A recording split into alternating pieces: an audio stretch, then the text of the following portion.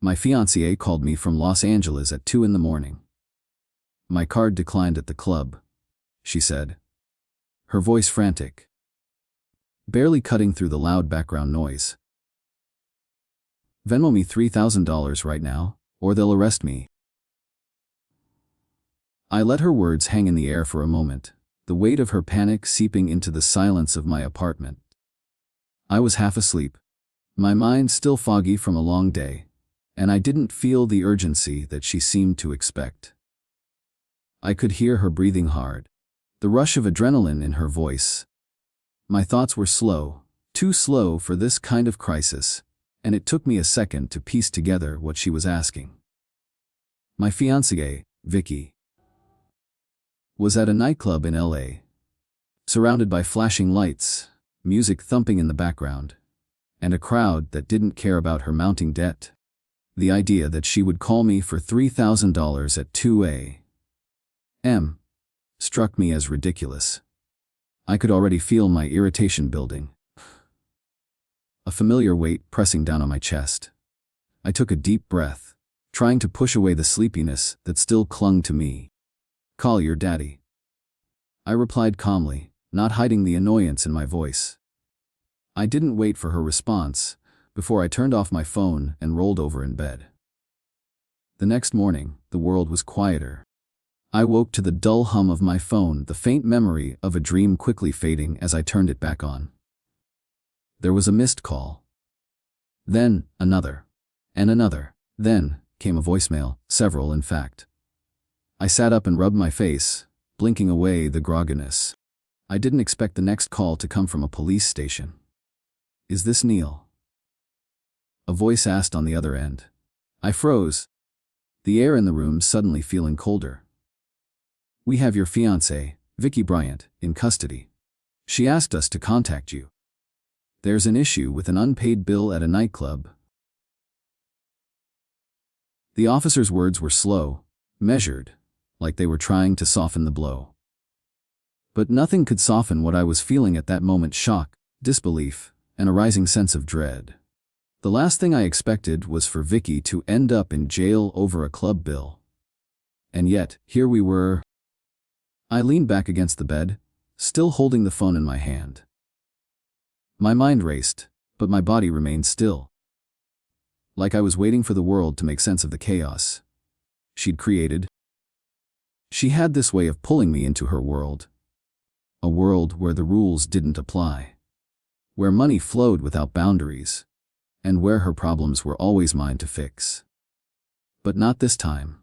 I had known Vicky for almost 2 years, engaged for 7 months. She was beautiful, confident, and had this magnetic charm that drew people to her. But as our relationship grew, so did the cracks in the facade. I'd learned, over time, that Vicky's idea of fun always involved spending money, lots of it. Expensive dinners, designer clothes, lavish vacations. She wasn't reckless, at least, not in the way I would expect, but there was a pattern. The constant need for more. The expectation that I would always be there to pick up the slack when her bills piled up or when her next big plan required funding. I had tried to ignore it at first. I thought I could manage it, that maybe I could help her learn financial responsibility, like some kind of savior in the relationship. But in the end, it became clear that I wasn't saving her, I was enabling her. And tonight, it had gone too far. I stood up, pacing across the room. My mind was already starting to build the narrative. This wasn't just about a nightclub bill or some last-minute emergency. This was a symptom of something much deeper. Something I hadn't wanted to face until now. I wasn't her personal ATM. I wasn't her backup plan when things went wrong. I didn't want to be the person who had to dig her out of every hole she created.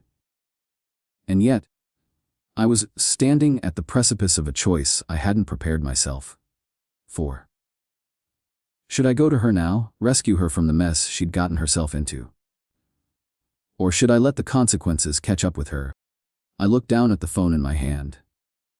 There was no immediate answer to this. No quick fix. "Call your daddy," I muttered to myself again. It felt like the only thing that made sense. I spent the next few hours staring at my phone, waiting for some sign that this nightmare would end. The messages from Vicky were relentless. The voicemails stacked up one after the other, each one more frantic than the last. "I'm pregnant." I could hear the desperation in her voice, but it was muffled by something else, a sense of entitlement that grated against everything I believed in. It had been like this for months, maybe even longer. The warning signs were there from the very beginning, but I'd ignored them. Or maybe I'd convinced myself I could help her change. I was the kind of guy who believed that, with time, people could get better. But Vicky was different. She wasn't just financially irresponsible. She was draining, expecting others to pick up the pieces of her life as if it were normal. I thought back to the first time I really noticed it. The dinner at that overpriced steakhouse. It was supposed to be a nice evening, just the two of us, enjoying a quiet meal. But when the check came, I watched her scroll through her phone, pretending not to notice. I could have just paid it without saying anything, but I didn't. I wasn't raised that way. I reached for my phone and scrolled through the old texts from that night. "I thought you picked the place," I had said. Her face twisted into something unrecognizable, like she'd been caught in a lie she didn't want to admit. "I didn't know it was going to be so expensive," she replied, her tone defensive. But I could see it in her eyes. She didn't feel guilty. She didn't feel bad. She just felt entitled. I couldn't shake the feeling that this wasn't just a one-off mistake. It was a pattern. "I'm pregnant." Every time something came up, whether it was paying for dinner or covering some small expense, she'd make it my problem. And I let her. I told myself it was nothing. "I'm pregnant." I told myself it was just one of those things you deal with when you're in a relationship. But deep down, I knew it was more than that. It wasn't just money, it was control. And now here I was, sitting in my apartment, unable to avoid the truth any longer. This wasn't going to work. I'm pregnant. I couldn't keep ignoring the signs. I couldn't keep pretending that everything was okay when it clearly wasn't. I thought about calling her, about trying to fix everything with a few words. But something inside me, something stronger than I expected, told me to hold back. I wasn't her backup plan. I wasn't her safety net. She had to face the consequences of her actions, no matter how much she tried to manipulate me into saving her. The phone buzzed again, another text from Vicky. I couldn't bring myself to look at it. The last one had been something along the lines of, "Please, Neil, I need you." But I didn't need this. I didn't need to be the guy who cleaned up the mess every time she got herself into trouble. I walked to the kitchen, grabbed a glass of water, and stood there for a moment, staring out the window. The city lights blurred in the distance, but they couldn't distract me from the noise in my head. How had I let it get this far? I thought about the conversations I'd had with my friends. Jessica had warned me. She'd always warned me. "You're going to end up financially bankrupt if you keep this up." She'd told me during one of our lunches, not holding back. "She doesn't care about you, Neil. She just cares about what you can do for her." I hadn't listened. I thought I could make it work. I thought I could change things. But now, I was realizing just how wrong I had been. The phone buzzed again. This time, I checked it. The message was simple. "I don't know what to do, Neil. Please help me. I'm scared." I felt nothing. There was no sense of urgency, no pang of guilt. All I felt was a quiet resolve. I was done. I put the phone down and grabbed my jacket. My mind was made up. I wasn't going to let her drag me down any further. The next morning, I'd have to face her. Face the consequences of everything she had done. And somehow, I knew it would be the hardest thing I'd ever have to do. But I also knew That if I didn't, I would end up exactly like the man she wanted me to be. The one who picked up the pieces, no matter how badly she broke them. I walked out of the apartment, the door closing behind me with a finality I wasn't prepared for. But it was too late. The door had already closed on us. I didn't know what to expect when I walked into her apartment the next morning. But I was certain of one thing. It wasn't going to be easy. I'd spent the night tossing and turning, wrestling with the decision I'd made. I couldn't shake the feeling that, no matter how this played out, nothing would ever be the same again. The moment I opened the door, I could hear her voice. It wasn't the frantic, panic-stricken tone from the night before. It was something different, calmer, colder, like she was already preparing for the fallout. "Neil," Vicky said, standing by the window with her arms crossed. "We need to talk." Her words hung in the air, but I didn't answer right away. Instead, I took a moment to look around. Her apartment was as pristine as always, with designer furniture and decorations that screamed wealth and excess. But it was the kind of place that didn't feel like a home. It felt like a showcase. A performance. "I know what you're thinking," she continued, her voice soft but laced with an edge I recognized all too well. "And I understand. But you have to see this from my perspective." I didn't want to hear it. I didn't need her excuses anymore. Every part of me, every instinct, screamed at me to walk out, to end it right there. But I couldn't. Not yet. Not without saying the things I'd kept inside for too long. "I'm not here for your excuses, Vicky," I said, my voice steady but firm. "I'm here because you crossed a line. And I need you to understand that." She turned to face me then, her eyes wide with surprise. For the first time in a long time, I could see her vulnerability, the cracks in the walls she'd built up. But it didn't make me feel sorry for her. It only made me feel more certain of what I had to do. "I know you're upset," she said, stepping closer. "But you're overreacting. This whole thing with the trip, it's not what you think." I shook my head. Don't try to downplay this. You spent thousands of dollars in a weekend, and called me in the middle of the night to bail you out. And now you expect me to just forgive you." Her face faltered for a moment, and I could see her struggle to keep up the facade. "I didn't know what else to do," she said quietly. "I thought you'd understand." "Understand?" I repeated, a bitter laugh escaping my lips. "You thought I'd understand. I've been trying to make this work. Trying to help you. But all you've done is take, and I'm done. This isn't about understanding anymore. It's about accountability."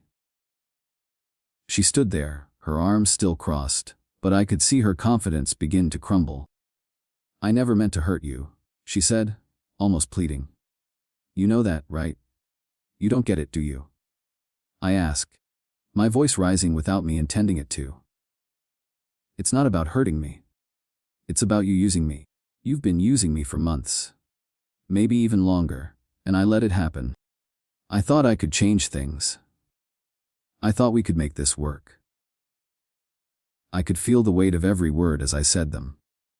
And with each one, I felt lighter, as if the burden I'd been carrying for so long was finally being lifted.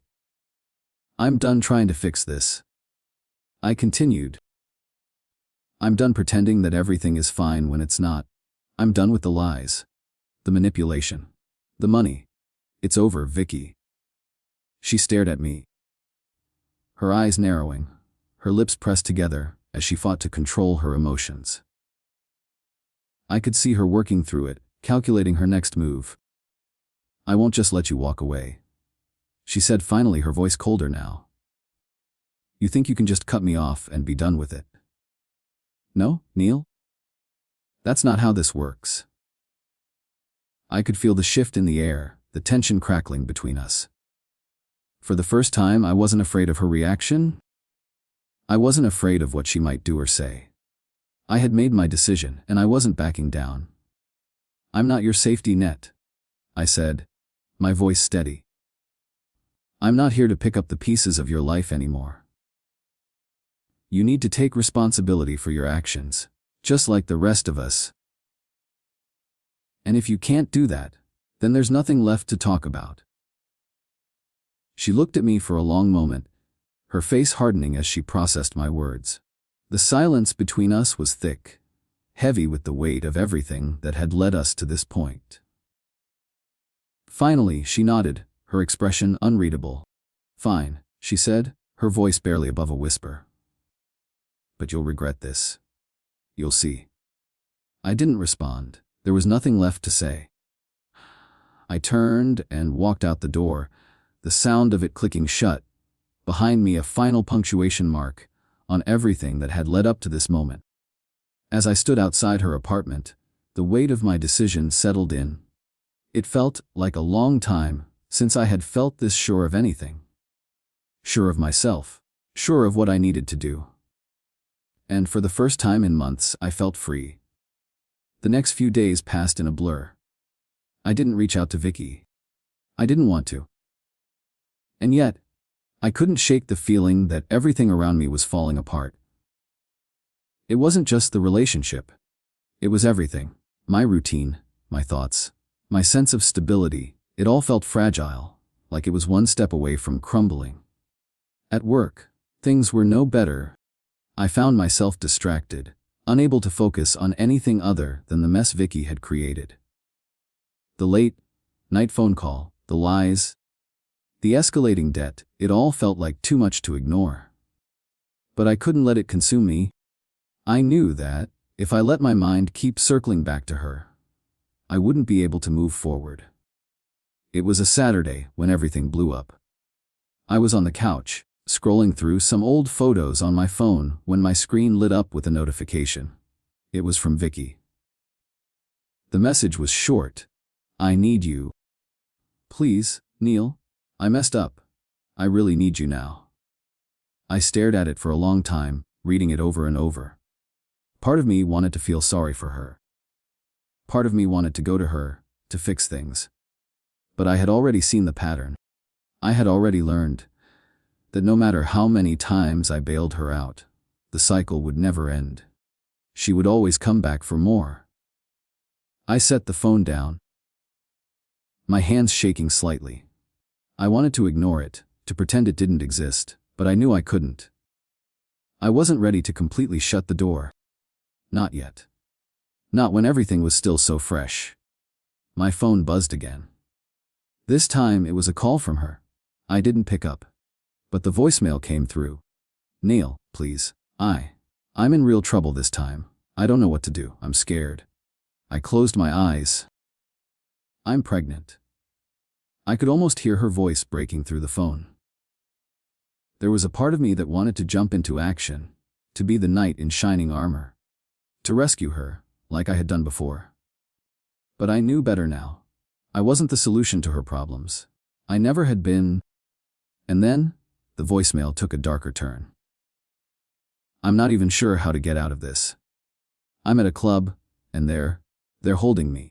I need you to send the money now or I'm going to get arrested. Please, Neil. Please help me. Her voice wavered as she spoke, and for a moment, I felt a pang of guilt. A deep, gnawing guilt that made me question everything. Should I help her? Was this the moment I should step in and do what any fiancé would do? Or was this the final time I let her drag me into the mess she'd created? I sat there, listening to her desperation, knowing that I had reached a crossroads. I had been in this situation too many times before, and I had always folded. But this time I couldn't. I couldn't let her manipulate me anymore. I called my best friend Rai. He picked up almost immediately. Bro, you good? He asked, sensing the tension in my voice. I don't know, man, I replied, staring at the screen of my phone, still showing Vicky's voicemail. She's at some club, and she's asking for $3,000 again. I don't know what to do. She's saying she's going to get arrested. Rai was quiet for a moment before he spoke again. You already know what you need to do. I didn't need to ask what he meant. He had been telling me to end things with her for months. He was blunt as always, not sugarcoating anything. You've been ignoring the signs, Neil, he continued. She's using you. And you're letting her. She's not gonna change. She never will. His words hit me harder than I expected. I knew he was right. I had seen it, felt it, and ignored it. Vicky wasn't the person I wanted her to be. She wasn't the partner I thought I was with. She was someone else entirely. Someone who wanted to keep taking, without ever giving anything back. I closed my eyes, taking a deep breath. Rai's words echoed in my mind, and I knew he was right. It was time to face the truth. I can't keep doing this, I said quietly. I'm done. There was silence on the other end of the line. And then Rai spoke again, this time with a little more softness in his voice. Good. It's about time. I hung up the phone and stared at the screen again. The message from Vicky was still there. Please help me, it said. But I didn't feel the pull I had before. I didn't feel that same need to rescue her, to fix her. I had spent so much of my life trying to save her, trying to make everything right. But I couldn't do it anymore. I deleted the message. The rest of the afternoon passed in a haze. I didn't check my phone again. I didn't reach out to her. For the first time, I let the silence stretch between us. And with each minute, I felt lighter. More at peace with the decision I had made. But as the hours went by, the reality of what I had done started to settle in. I had made a choice. A hard choice. And I knew there was no turning back. The next few days felt like a slow march to nowhere. I tried to focus on work, on keeping myself busy. But my mind kept drifting back to Vicky. I'm pregnant. Even though I had made the decision to cut ties with her, the silence between us felt loud. It was like I could still feel her presence in every room, in every thought. Every time my phone buzzed, I'd check it, only to find that it was just another notification I could ignore. There was no message from her. No desperate call asking for my help. But I couldn't escape the weight of what I'd done. There were moments when I felt a flicker of guilt, when I wondered if I should have handled things differently. Maybe I should have tried harder, talked more, or understood her better. But every time I went down that road, I remembered the conversations, the excuses, the financial chaos that had surrounded us for months. The guilt always gave way to something else, relief. I felt lighter. But the relief wasn't without its complications. The first real sign that I had made the right choice came a few days after I sent Vicky her thing. I had packed everything up, her clothes, her jewelry, the gifts I had bought her over the past 2 years, and delivered it to her parents' house. The finality of it hit me when I handed the boxes to her mother, who seemed more relieved than upset. I didn't know if she was just happy to have her daughter's mess off her hands, or if she was secretly glad Vicky's reckless behavior had finally caught up with her. The following evening, I was sitting on the couch, scrolling through some old photos of a trip I'd taken to the mountains, when I saw a message from Rai. It wasn't a surprise. Rai had been keeping me updated on the fallout from the breakup. I wasn't sure I wanted to hear it, but I read the message anyway. She's posting about you, Rai said. She's saying you're the bad guy. I had a feeling it was coming. I wasn't naive enough to think she would let things go quietly. I sat back in my chair, the phone still in my hand, and took a deep breath. The thought of her spinning the narrative, to make herself the victim, made my stomach churn. But it wasn't enough to make me doubt my decision. The truth was already out there. I'd made sure of it. I opened up Instagram, and sure enough, there it was. Vicky's story, full of her usual glammed up photos. But this time, the captions were different. When you try to love someone who doesn't understand you. One post said. Another was a picture of her in a fancy restaurant, a glass of wine in front of her, with the caption, "The real truth will come out someday." I could feel the anger rising in my chest. But I wasn't surprised. She had always been good at playing the victim when things went wrong. It was one of the things I had learned about her, one of the things I had tried to ignore. But this time, I wasn't going to let her get away with it. I took a screenshot of the post, my fingers moving quickly as I captured the evidence. I wasn't going to let her twist the narrative. If she was going to play this game, I would make sure she didn't win. I posted my own update, attaching the screenshots of the weekend in LA, due 11,000 bill at the nightclub, the shopping trips, the dinners. I included timestamps, just to be clear. I wasn't going to let her paint me as the villain. Not this time. The response was almost immediate. I watched as the comments rolled in. Some people defending her, but many more questioning her actions. It didn't take long for the narrative to shift. Her friends, the ones who had been so supportive of her during the relationship, started distancing themselves. I could see the unfollow notifications. The stories being deleted. It was like a house of cards falling apart. By the time I went to bed that night, I felt a strange sense of satisfaction. I had done the right thing. I had told the truth. I had let the pieces fall where they may. But that didn't make it any easier. The next day, I got a message from Raven. She had been following the fallout, and I could hear the pride in her voice when she said, "You did the right thing. You've got nothing to be ashamed of." I appreciated the support, but I wasn't sure how much it mattered. The hardest part wasn't dealing with Vicky anymore. It wasn't even the public backlash. I'm pregnant. It was seeing the people I had once considered friends. The people who had told me I was making a mistake for so long, suddenly realizing they had been right all along. By the time the weekend rolled around, Vicky had become a ghost in my life. Her calls stopped. Her texts stopped. Her friends had all but erased her from their social circles. I was left with nothing but a sense of finality. The hardest part of all was that I didn't feel bad. I didn't feel sorry for her. Not anymore. What I felt was relief. It was over. And for the first time in a long time, I felt free. The following week, everything exploded. It started with a call from Rai. He didn't even need to say much.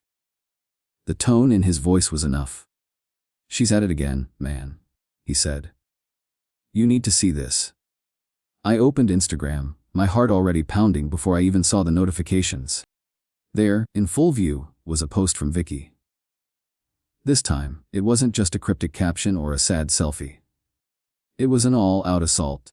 A public declaration that I had abandoned her when she needed me most. The post showed her sitting at a restaurant, a glass of wine in front of her, eyes down. The caption read, "When someone you love doesn't care enough to help you through your hardest times." The words hit me like a slap in the face. I had expected it. I had seen this coming from a mile away. But seeing it in black and white, seeing her paint me as the villain in this whole mess, it stung. I didn't need to think twice. I knew what I had to do. I grabbed my phone, my fingers shaking. Just slightly as I typed out my response. I wasn't about to let her spin this into something it wasn't. Not after everything that had happened. I attached the screenshots I had kept. The ones showing her lavish weekend in Los Angeles, the expensive dinners, the shopping trips, and, most damning of all, the 11,000 club bill. I included timestamps to make sure the truth was undeniable. I posted it all. The full story. Every detail, every unflattering moment. She had tried to hide from everyone who didn't know the full truth. I wasn't going to sit back and let her manipulate the narrative anymore. As soon as I hit post, I felt a sense of finality. This was it. I had drawn the line. There would be no going back. The fallout didn't take long to come. My phone buzzed constantly, one notification after another. Comments came in fast. Some supportive, some attacking me for airing our dirty laundry. Pregnant. But what struck me most was the complete silence from her friends, the ones who had been so eager to side with her. The ones who had watched as I tried, over and over, to fix things. Within hours, Vicky's post had turned into a war zone. Her friends started backing away, unfollowing her, deleting their posts. Allison, her close friend from the sorority, posted a cryptic message about cutting out toxic people from her life. Paige and Megan followed suit, subtly distancing themselves from her in the same way. It was as if they had all been waiting for permission to let her go. They had seen what I had posted, and now the truth was out. It wasn't just social media that began to shift. At work, things started changing too. A few hours after my post, I received an unexpected call from Raven. "Just got word that her boss saw your post," she said. "She's probably going to get a call soon. They won't be happy about this." Her boss worked at the same PR firm Vicky had worked at for the past few years. As much as Vicky liked to pretend she was above it all, her job was one of the few things she clung to. Losing that would be a real blow to her fragile sense of self. The next morning, Raven's words came true. I heard it from Rai first. "She got fired," he said. "Her company can't keep her with that mess hanging over them. They don't want the drama." I felt a strange mix of satisfaction and guilt. It wasn't like I took pleasure in her downfall. But part of me couldn't help but feel relief. Vicky's actions had led her here, and now the consequences were catching up with her. She was forced to face the mess she had created. That night, I went to bed feeling lighter. The decision I had made, the decision to stand my ground, to stop rescuing her, felt right, no matter how much it stung to see her losing everything. But the next morning, as I scrolled through my phone, I saw it. A message from Vicky. She had texted me for the first time in days. "I'm done," it said. "You ruined everything." I stared at the message for a long time, the words sinking in. I wasn't surprised. This was the reaction I expected from her. She couldn't accept the truth. She couldn't accept that she had crossed a line. In her world, there was always someone else to blame, always someone else to fix things. I didn't respond. I wasn't going to get sucked back into that vortex. I spent the rest of the day in a daze. I'm pregnant. Half going through the motions, half waiting for the other shoe to drop. I knew Vicky wouldn't just let this go. She would fight, manipulate, and try to win back what she thought was hers. But I was done. By evening, I got a call from Rai. "Dude," he said. His voice calm but full of satisfaction. "I think she's finally realizing you're not coming back. She just posted something else." I opened Instagram, already knowing what I would find. Vicky had posted a picture of her at a party, surrounded by her friends, wearing a mask of confidence that didn't reach her eyes. The caption read, "Some people just can't handle the truth." It was a classic move. She was trying to rewrite the story, to make it seem like I was the one who couldn't handle the pressure. But I wasn't buying it anymore. I took a screenshot of her post and sent it to Rai. "Let her have her last word," I wrote. "I'm done." And for the first time in a long time, I felt free. The days following Vicky's firing were quiet, unsettlingly so.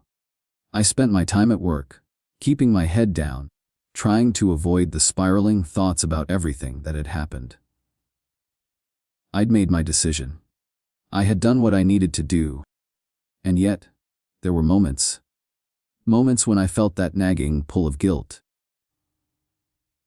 The weight of knowing that I had been part of a relationship that had ended in such destruction. I didn't know what Vicky was doing. I'm pregnant. but I assumed she was still trying to pick up the pieces of her shattered life. Her social media posts had slowed down, but I wasn't foolish enough to think she'd just let things go. She would fight for control of the narrative, just like she always did. But this time, I wasn't going to give her that power. I couldn't. Then came the text. It was simple. I need to see you. Let's talk. The message sat there on my phone for hours before I even thought about responding. I knew what she wanted. She wanted closure. She wanted me to come back and fix everything, just like I always had. I didn't want to give her that satisfaction. I didn't want to open the door again. But as much as I hated to admit it, a part of me, just a small part, still felt like I owed her some kind of explanation. I called Rye. I don't know what to do, man, I said, pacing around my apartment, the phone pressed to my ear. She's asking to talk. I don't even know why. What's the point? Rye's voice was steady, calm. You've already made your decision, Neil. You don't owe her anything. But if you feel like you need to say something, then go. But don't get sucked back in. Don't let her drag you back into the same cycle. I knew he was right. I had to keep the boundaries in place. But I also knew that I wasn't done yet. I wasn't finished confronting everything that had happened between us. The next afternoon, I found myself standing outside her apartment. I had told myself I wouldn't be drawn in. But there I was, my heart pounding as I pressed the buzzer. When she answered the door, I almost didn't recognize her. She was wearing a simple tee, shirt and jeans, her hair pulled back in a messy bun. It wasn't the glamorous, put-together version of herself I was used to seeing. This was a different side of her, a raw, vulnerable version of Vicky that I hadn't seen before. She stepped aside, wordlessly inviting me in. I hesitated for just a moment before walking inside. The silence between us was thick, uncomfortable. She motioned for me to sit on the couch, and I did, my hands resting on my knees as I tried to steady my breathing. I guess you're wondering why I asked you to come, she said, her voice soft. I need to understand. What happened? Why did you leave? Wasn't I worth it? Her words hit me hard, but I didn't show it. I had been preparing myself for this. For her to put it all on me. To make it seem like I was the one who failed. You're asking the wrong questions, Vicky, I said, keeping my voice steady. You should be asking yourself what went wrong. Because it's not just about me leaving. It's about everything that happened before that. The lies. The manipulation. The way you used me. She flinched at my words but didn't interrupt. I could see the tears welling up in her eyes, but I refused to back down. I gave you every chance. I continued, my anger rising with each word. I tried to help you. I tried to fix everything. But you didn't want help. You wanted someone to bail you out every time you messed up. She looked away, her shoulders slumping. For a moment, I thought she might say something. Apologize, maybe. But instead, she just nodded slowly. I know, she whispered. I've been awful. I know I've messed up everything. But I didn't want to lose you, Neil. I thought you'd always be there. I didn't realize how much I was pushing you away. I took a deep breath, my heart pounding. This was it. This was the moment where I needed to finally let go. I can't keep doing this, Vicky, I said, my voice shaking a little. I can't keep trying to fix something that isn't mine to fix. I've tried so hard. But I've realized that I can't save you. You have to save yourself. The words hung in the air between us, heavy and final. She didn't say anything at first. Just sat there, looking at me like she was trying to figure out how she could make me stay. But I knew there was nothing left to say. I'm sorry, she said after a long pause, her voice barely above a whisper. I never meant to hurt you. I didn't respond. There was nothing left to say. I stood up, the finality of the moment settling over me like a weight. It was done. I had let go. "Goodbye, Vicky," I said, my voice firm. She didn't try to stop me as I turned and walked out the door. As I stepped into the hallway, I felt a strange sense of peace. It was over. Finally, the hardest part was done. And now, for the first time in a long time, I could breathe again. The days after everything settled felt surreal. I had never imagined things would end like this, so clean, so final. But somehow, I felt lighter. Free, even. The weight of that relationship, that constant pull of guilt and responsibility, was gone. I'm pregnant. It wasn't easy to reach this point, but now that I had, it felt like a new chapter was finally beginning. I spent the next few weeks focusing on the small things. The things I had ignored while I was with Vicky. Work became easier, less overwhelming. I'm pregnant. I was able to concentrate on the tasks at hand without constantly worrying about the next financial crisis or emotional meltdown. For the first time in months, I didn't feel like I was walking on eggshells. I didn't have to worry about doing enough or being enough. One Saturday, Rai called me up, wanting to grab a drink. It had been a while since we'd caught up.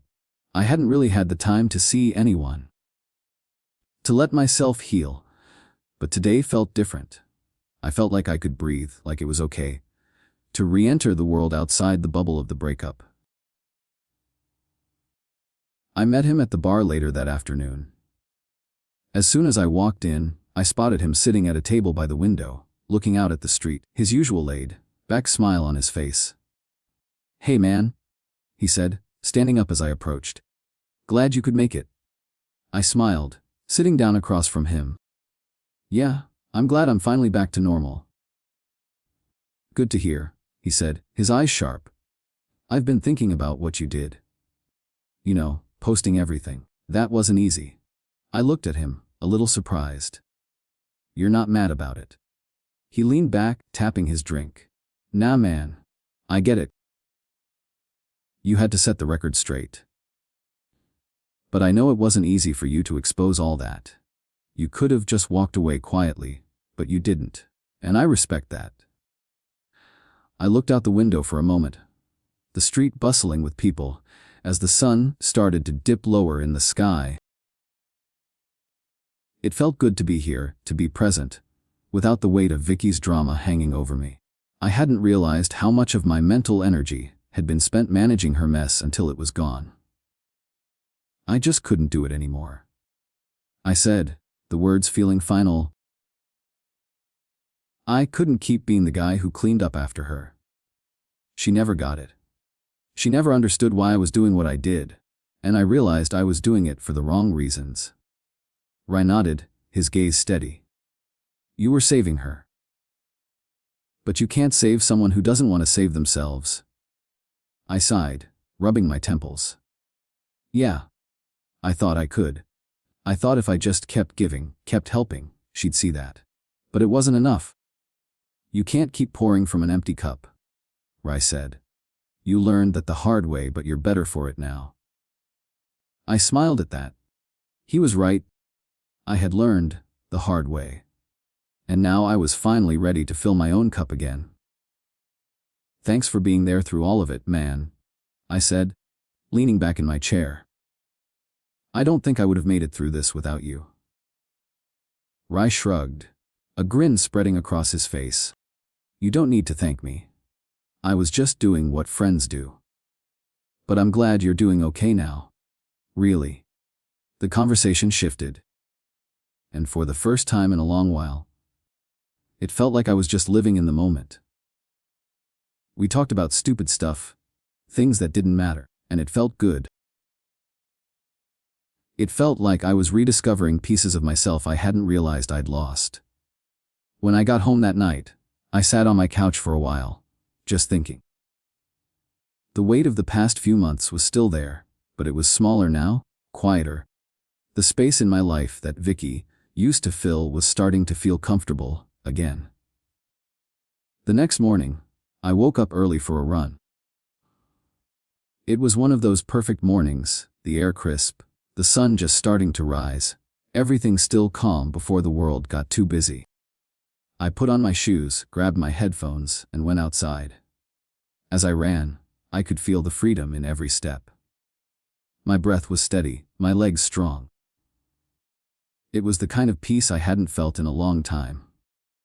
I hadn't realized how much I had been carrying until now, how much I had been letting go, and how much space there was for something new. I didn't know what the future held. I didn't know if I was ready for another relationship, or what that even looked like. But I knew one thing: I was ready to move forward. And for the first time in months, I felt truly free.